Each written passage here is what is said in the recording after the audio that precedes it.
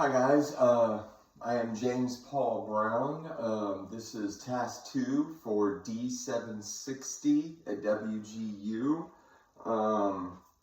As you can tell, it's probably be a little odd, since we're pretending, but just trying to do my due diligence. I have a little bit of a script to help me get through it, and I'm sure you know it's a bit of a different setting.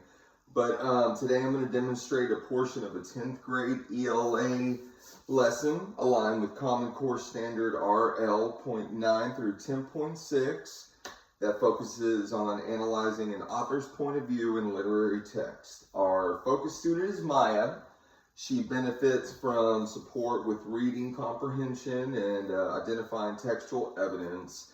During the lesson, I'm going to model how to identify an author's point of view while we're using Microsoft Immersive Readers and assistive technology. So here we go. I'll do my best and let's go. All right, class. Today we're going to practice identifying an author's point of view by looking closely at the words that an author uses in a passage. Okay, we're going to read from one of Maya's favorite books, The Hunger Games. You told me. Let's think about that. When we talk about an author's point of view, we're really asking, what does the author think or feel about what they're describing? All right, authors reveal perspective through specific words and descriptions they choose. So today we're going to read a short passage, again, from The Hunger Games.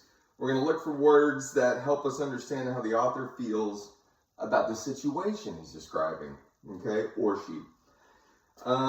Longer passages can sometimes be tough, so we're going to use the tool, Microsoft Immersive Reader, and help us read and focus on the text, okay? Maya, here, let's open it up, okay? Let's open up Microsoft Immersive Reader. Remember, there you go. Go to, there you go. Okay, yeah.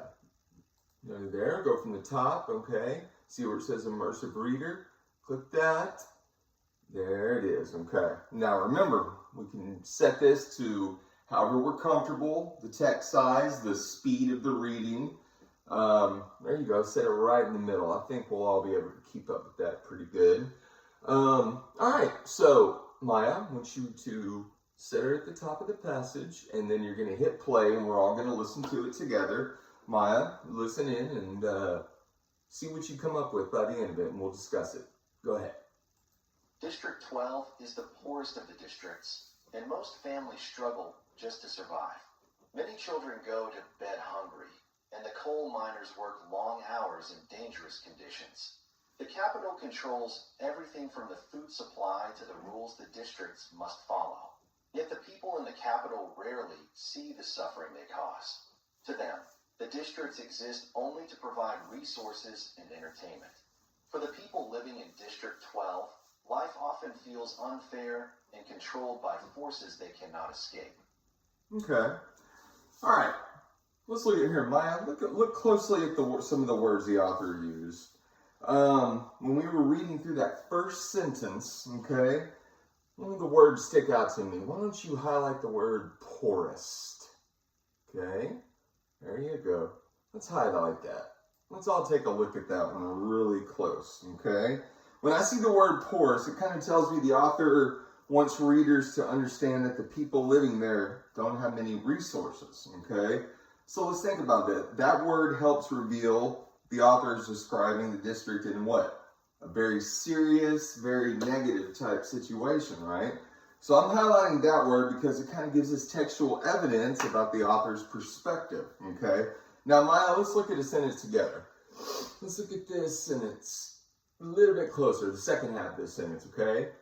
So highlight the word struggle just to survive, that little phrase, okay? Let's hear it again. There you go.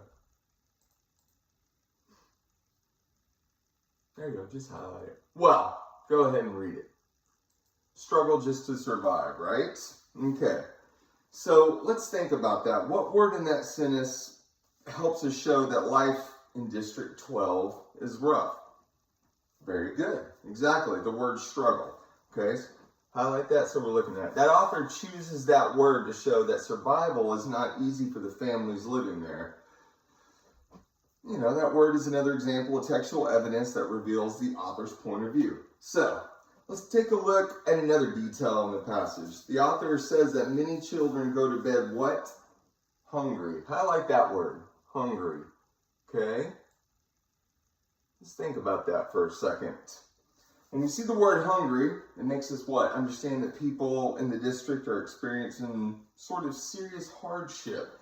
That word kind of reinforces the author's message that District 12 is very difficult.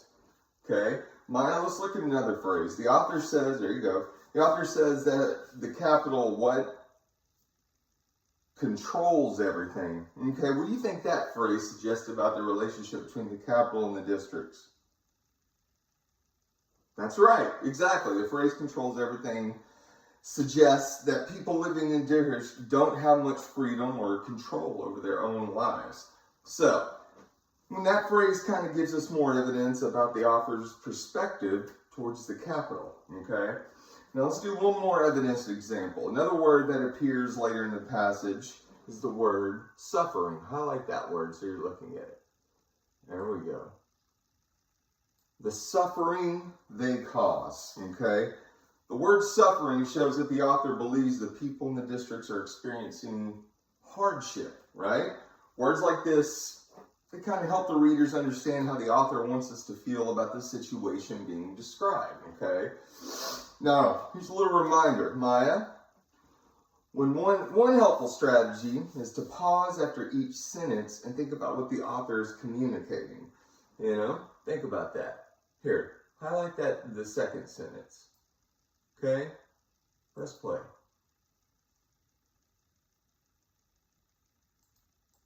The capital controls everything from the food supply to the rules the districts must follow. See? Think about that.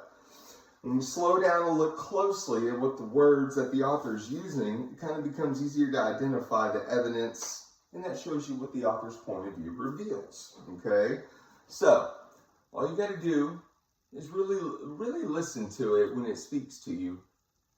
You can kind of understand what they're saying. The poorest of the districts. The poorest. Most families struggle Now press just pause. to survive. Many children. Again, shows us what the author is wanting us to understand and what they're wanting us to know. So why don't you guys continue reading the passage, and maybe we'll all discuss it amongst ourselves. Maya, you did a great job. So, good job today, class. Okay, so yeah, that's kind of how I would be able to do identifying an author's point of view by looking closely at the words and the phrases in the text.